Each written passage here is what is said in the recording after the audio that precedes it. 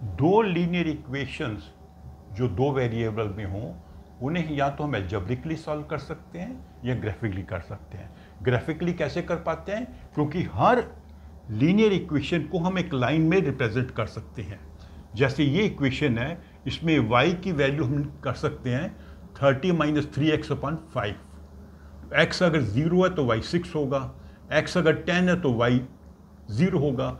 यहां से हमने y की वैल्यू कैलकुलेट की। अब 2 पॉइंट मिल गया तो हम लाइन प्लॉट कर सकते हैं।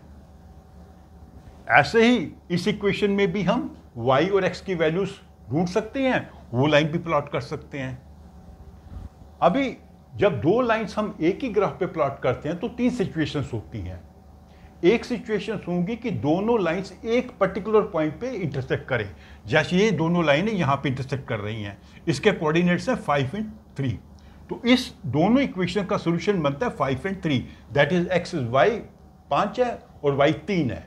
उसका एक ही सॉल्यूशन होगा because these are consistent equations.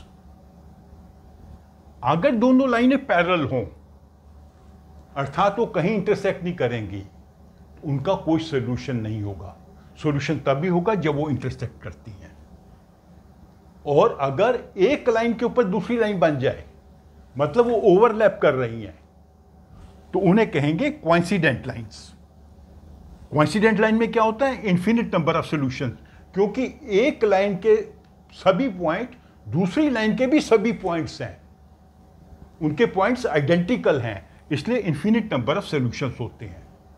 तो अगर हम जनरल इक्वेशन लें, लीनियर इक्वेशन लें, a1x + b1y = c1, a2x + b2y = c2, इसमें हम क्या करते हैं? x वेरिएबल के हम निकालेंगे कोफिशिएंट्स की रेशो,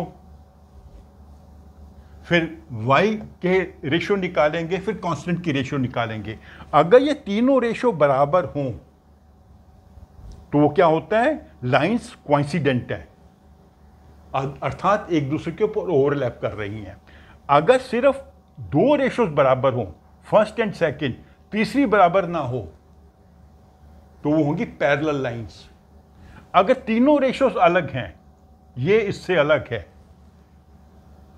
तो हम कहेंगे कंसिस्टेंट इक्वेशंस, और उनका एक स्पेसिफिक सॉल्यूशन होगा जिस पॉइंट पर वो इंटरसेक्ट करेंगी। तो इन दोनों के मैंने वेरिएबल्स या ये कोफिशिएंट्स मैंने आपको दिए हुए हैं, आप खुद चेक करके देखिए कि या ये कंसिस्टेंट है कि नहीं है। इसका आंसर वैसे मैंने निकाल दिया है, तो लेकिन आप चेक भी कर सकते हैं कि ये कंसिस्टेंट है कि नहीं है।